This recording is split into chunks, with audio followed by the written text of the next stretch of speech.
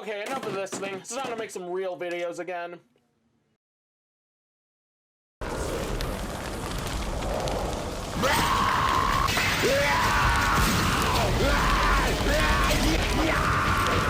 We're really taking the pounding. Optimus, do you read me? Skins.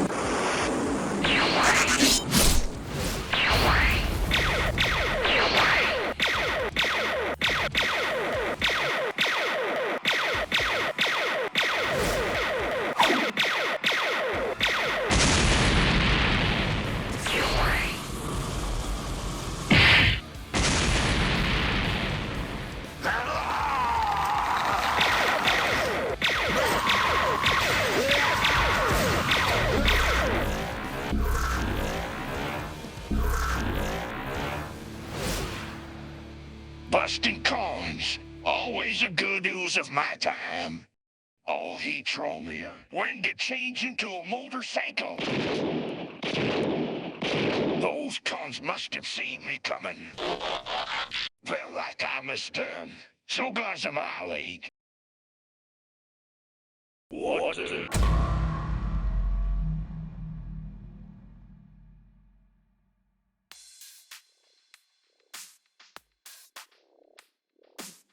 When it comes to merchandise based on an intellectual property, accuracy is everything. However, in the case of the modern day, the looks of the more refined version of a character is all that matters. Let's take Ironhide from Transformers, for example. His original toy was lambasted for its monkey-like proportion, a hole where a certain part of the body should be, and not investing in a head. These complaints sparked because when Sunbow was creating the original Transformers Generation 1 cartoon, which I will refer to as Sunbow Formers from now on, completely redesigned this figure to give him normal hands, a head, and some shorts to cover his less torso. And ever since, the cartoon became the most memorable interpretation of these characters in personality and whatever look the animators decided on that week.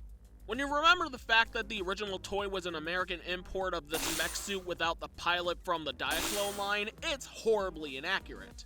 However, as it stands, it's a reinterpretation that's honestly better than the original, and in my opinion, sometimes a redesign can be a good thing as long as it retains the visual value of its predecessor. This was the entire philosophy for the Siege chapter in the second War for Cybertron toy line, which was taking characters we all knew and giving them a more cyberpunk aesthetic when it came to the alt modes. This line was also responsible for releasing what's in my vision the best Ironhide on the market. But then we fast forward to 3 years later and the internet posts leaked images of a new Ironhide that's rumored to be in the Studio Series 86 subline, with that piece of gossip becoming fact a few months later, and I won't lie, I didn't think highly of this thing's existence. The first reason was because I already felt like I had the perfect Ironhide with the Siege figures, so why would I need another just for looking like the cartoon with no yellow stripe? My second was because the subline also featured parts in the conversions I could never comprehend with. From Hot Rod's fiddly bits, the Blur being a more frustratingly ugly version of the Titan's Return figure and Cups, everything. And finally, the staggering fact that Ironhide was a character who had this amount of minutes of screen time in the movie, so I thought Hasbro was ready to pull a fast one on me after ceremoniously doing it with these 3 turds.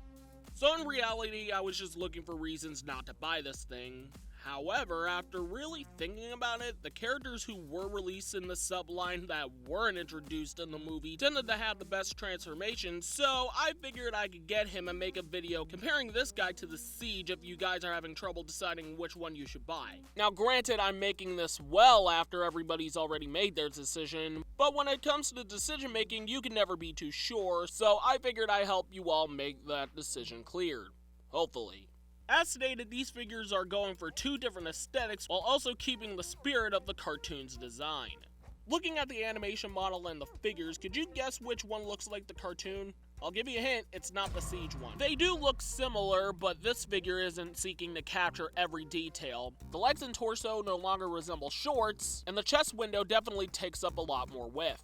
But that's not a horrible thing in the face of this absolute Chad. His body is plastered with intricate panel detail which all modern formers are blessed with, giving them a more realistic feeling without destroying the silhouette. As for his head, Spot on, with a face that's ready to kick ass and tell you it has a lot of experience to prove it. He looks absolutely phenomenal, not a single flaw.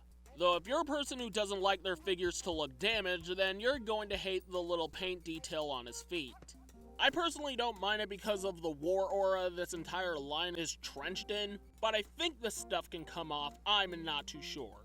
Either way, this figure proves a warrior's physique is just as important as his fighting style, though there are certain instances where you become your worst enemy. So on that note, the appearance of the SS-86 is absolute garbage for being the most inaccurate thing I've ever seen in my entire life, because there should be bullet holes here, here, and here, and the head shouldn't even exist anymore.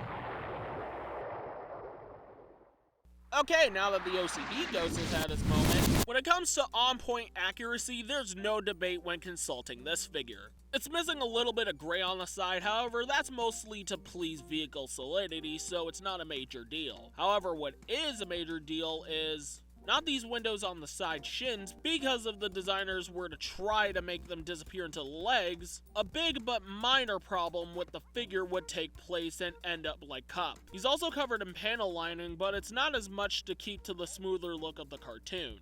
And as for the cartoon's look, there are two ways to make heads in this subline: one-to-one perfection, or not at all. The head on this figure is the character we all know and love, but I can't help the praise for this is overglorified, as I think the siege head gives it more emotion despite the egg shape. But hey, when it comes to looking like the cartoon, any shape goes. Just like how durability matters to any physical item, so how do these two fare in that regard? I'm not sure if it's due to age, but my copy has very loose legs, which doesn't interfere with the completely strict but fair standard of standing because of these definition of clompers, which will be discussed in a few more sentences. On most copies, you need to be aware of the car doors loving to fall off, however, it's not a headache. Although, and this rule not only applies to this hand but any figure with a mushroom joint, make sure it's pushed in all the way, because if you don't, you'll have limbs that fall off all the time, and that's worse than a headache, it's annoying. Other than that, Siege Hide has a level of sturdiness that can only be described as glorious. Since this is a more recent figure, rules dictate that it would automatically have tighter joints. Let me tell you something, you're in for an awful surprise. Just not with this figure. While it actually ranks higher than the Siege figure on this front, there is a problem. A minor issue for certain figures, including this one, but a major for others. Clear plastic tabs. Now don't get me wrong, this is an issue that Hasbro's handling over time. However, I agree with the majority who bought Earthrise Wheeljack and were flabbergasted because of the foot windows. My copy's windows are falling off constantly because of this damn seam line, meaning if this half breaks off, I can say bye-bye to the vehicle solidity. So how does this relate to SS-86, you may ask? While I was writing this segment, I happened to notice this little crack on the window. Seeing it for the first time, I immediately knew I had to treat this thing with more care than I already did, because this entire segment is painted clear plastic. This part is a no biggie, but skipping ahead to the window chests, these little things. Thankfully, unlike the window shins, they haven't been damaged yet. However, considering they're still clear plastic, I worry through this thing's longevity. But honestly, at this point, I'm just nitpicking. At least they don't make up the entirety of the limbs.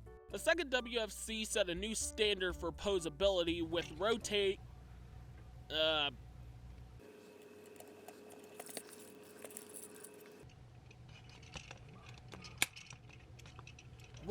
wrists, side foot, along with the usual elbow, knee bends, and ball-jointed heads. However, it's a little limited compared to the SS-86 because thanks to some transformation steps, he comes in swinging with a super foot and sword-wielding wrist. Sword not included. However, Siege Hide does include a rocket launcher, which can interact with the line's second major gimmick, the blast effects ports, which was purely made for display purposes and an awesome looking one at that.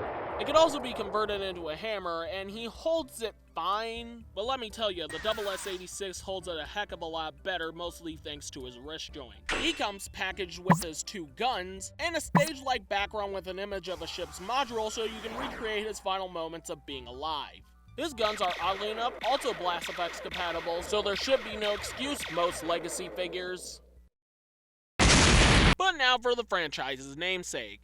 Siege Hide's transformation is simple to the point of insanity. This conversion made me into a cow when it entered my life, and the world is still the same crap hole Adam and Eve turned it into, but it's still on the verge of collapse because of a lack of brain cells. Wait, what was I talking about? Oh yeah, the transformation is the best thing since sliced bread, and how it's the best introductory figure next to Siege Sideswipe.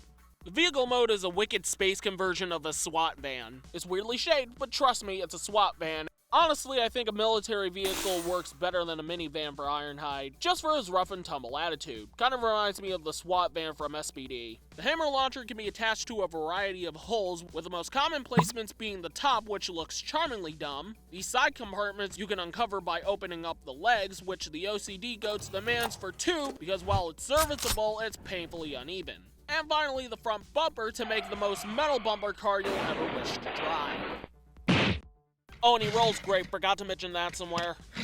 So in the ancient time of this many minutes ago, I stated how I wasn't fond of the double S86 transformations with a few exceptions. Why is that, you may ask? Because I describe most of them as clashy. Blur, Slag, and especially Cup are good examples of this. Ironhide standing on the favorable side, but he still suffers from the limb clash that keeps me from enjoying his conversion, especially with the rib cage and clear plastic windows. But still, the conversion has very special highlights that'll make you feel like the entire process was worth the hassle, unlike Kingdom tracks that make you feel like the entire process of paying for him was a wasteful endeavor. A marvelous minivan is created out of this robot that took some design liberties so Hasbro won't have the lawsuit hammer thrown at them. I'm definitely not a vehicle expert, however I'm pretty sure car doors in this orientation wouldn't be practical. Along with the mismatched paint, and even if this van is the wrong shape, it's slowly driven its way into my heart with its fantastic rolling capabilities and the glorious weapon stores that transformed the guns into an exhaust pipe, giving this van an overall sense of style, because yes, even without the yellow stripe, it's absolutely a master in its class compared to the Earthrise version.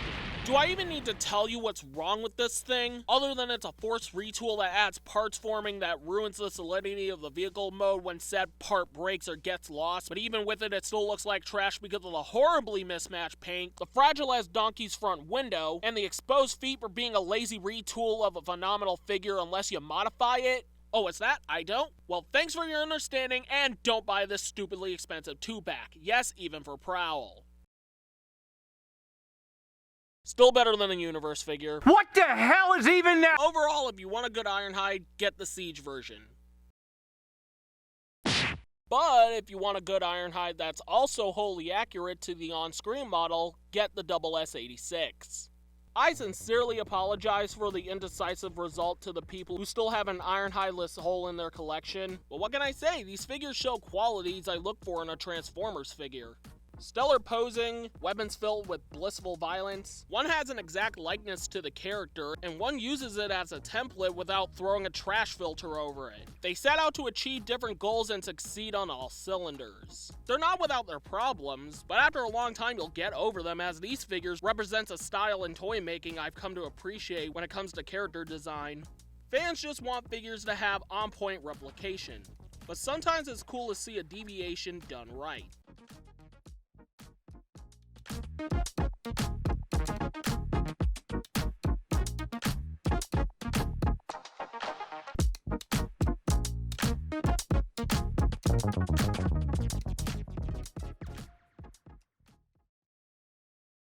Why did I get a portal?